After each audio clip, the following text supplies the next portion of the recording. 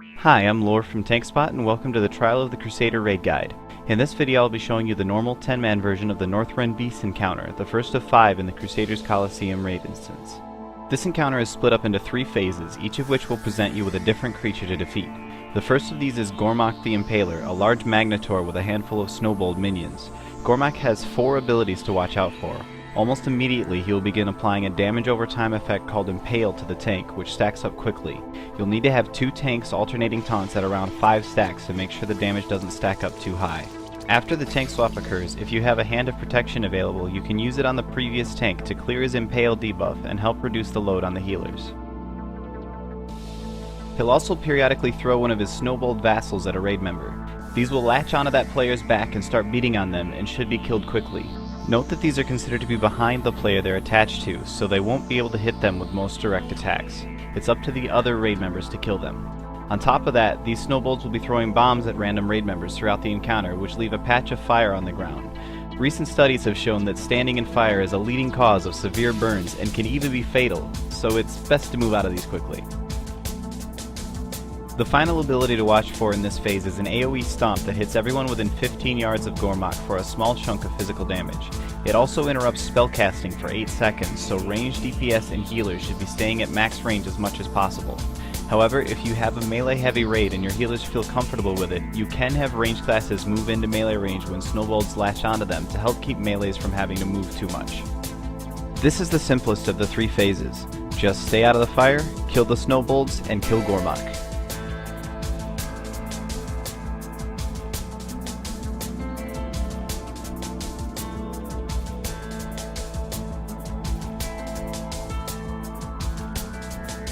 Once Gormak has been defeated, you'll move on to Phase 2 and be faced with not 1 but 2 Jurmagars, Dreadscale and Acid Maw. At the start of the phase, Dreadscale will be on the surface and mobile, while Acid Maw will poke up from underground and be stuck in place.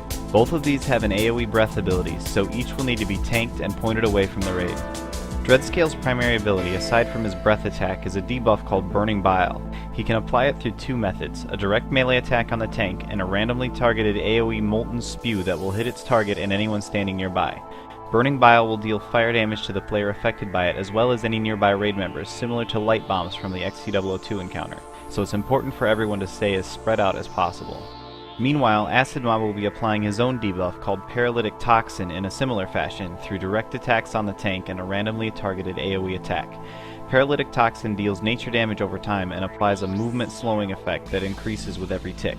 The only way to remove Paralytic Toxin is to get hit by the AoE effect of Burning Bile. Players with Burning Bile or Paralytic Toxin will need to work together to remove it. However, be aware that in the early stages of the fight, Dreadscale's tank will be the only player with Burning Bile active.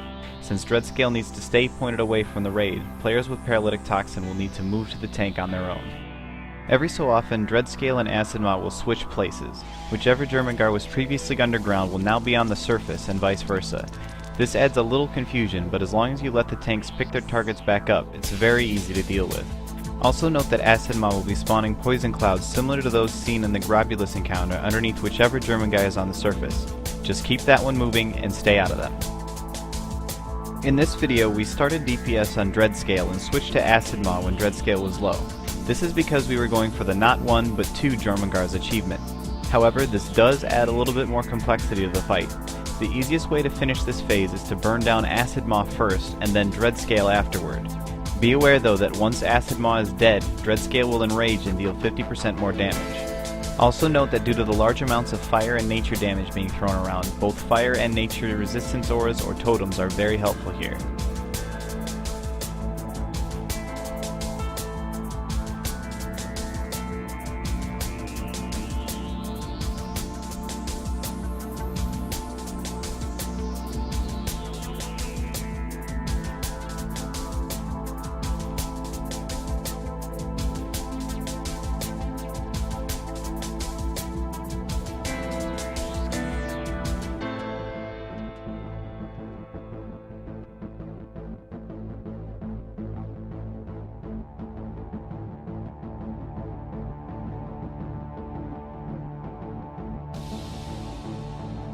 After the 2 Jurmagars are defeated, you'll enter the 3rd and final phase and be faced with Ice Howl, a massive Yeti. Ice Howl has 3 key abilities. The first is an AoE whirl that does a small amount of physical damage and knocks back everyone in melee range. The second is a randomly targeted Arctic breath that freezes everyone in a cone and deals a large amount of frost damage to each over 5 seconds. This will need to be healed through, and a frost resistance aura or totem can help ease the load a bit.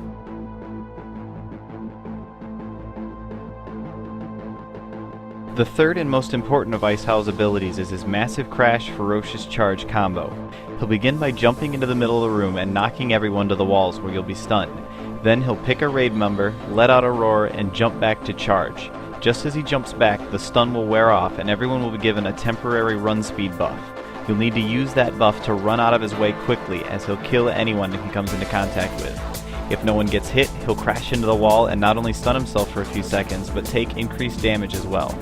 No threat is generated while he's stunned, so take advantage of this time to burn him down. As long as everyone can dodge his charge, Ice Howl is fairly simple and mostly just a matter of keeping everyone alive through his whirl and Arctic breath.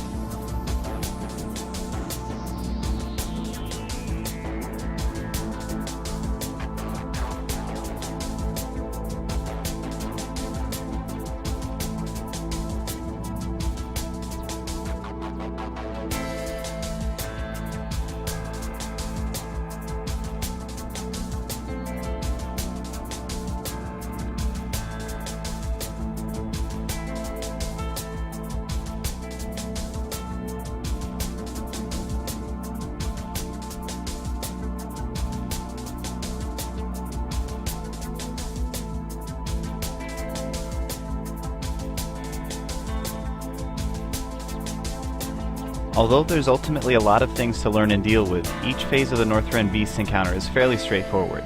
As always, if you'd like to know more about this or any other encounter, including the 25-man version, check the Project Marmot forums at TankSpot.com. If you're watching this on YouTube, just follow the link in the movie details. Thanks for watching, and good luck!